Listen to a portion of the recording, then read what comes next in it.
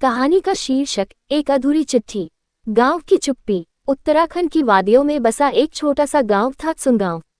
वहां हर सुबह पक्षियों की चहचहाहट से होती थी और हर शाम मंदिर की आरती से। इसी गांव में एक बुजुर्ग महिला रहती थी, श्यामा दादी। श्यामा दादी की उम्र लगभग 75 साल थी। सफेद बाल, कांपते हाथ और आंखों में हमेशा किसी का इंतजार। वह रोज गांव के डाकिये की राह देखती थी।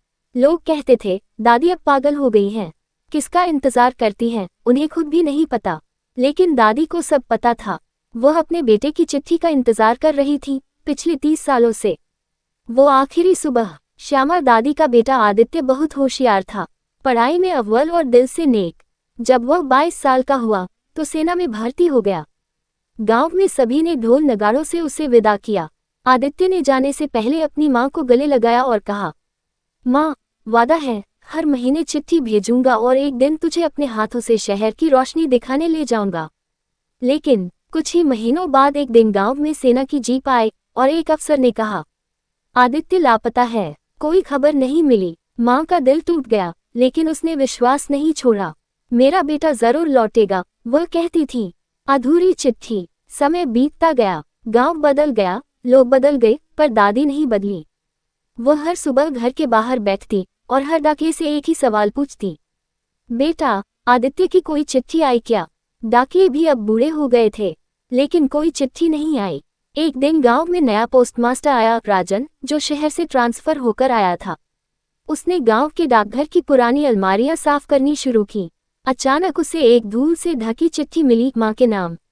खुली नहीं थी, लेकिन ऊपर लिखा था, यदि मैं लौट न सकूं तो मेरी मां तक ही जरूर पहुंचे।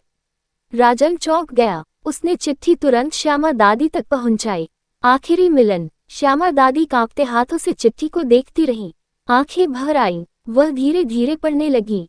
ग्रेटर देन मां, जब तुम ये चिट्ठी पढ़ रही होगी, शायद मैं बहुत दूर हूं, लेकिन जान लो, तुम्हारा बेटा हमेशा तुम्हारे पास था, हर उस हवा के झोंके में जो तुम्हारे आंगन को छूता है। मैं वादा निभा नहीं सका मां, पर तेरे प्यार की गर्मी मुझे हर गोली, हर जख्म से बचाती रही। तुम मेरी दुनिया थी मां, और रहोगी। तुम्हारा आदित्य। चिट्ठी खत्म होते ही दादी की आंखें बंद हो गईं। चेहरा शांत था, जैसे बरसों से धुंधलती आत्मा को अब सुकून मिल गया हो। एक दीपक अब भी जलता है।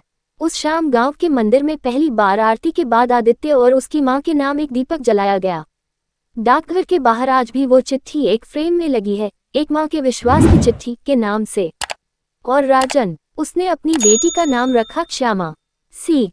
कभी कभी प्यार को शब्दों की नहीं, इंतजार की जरूरत होती है, क्योंकि सच्चा प्यार कभी खत्म नहीं होता, बस अधूरा रह जाता है।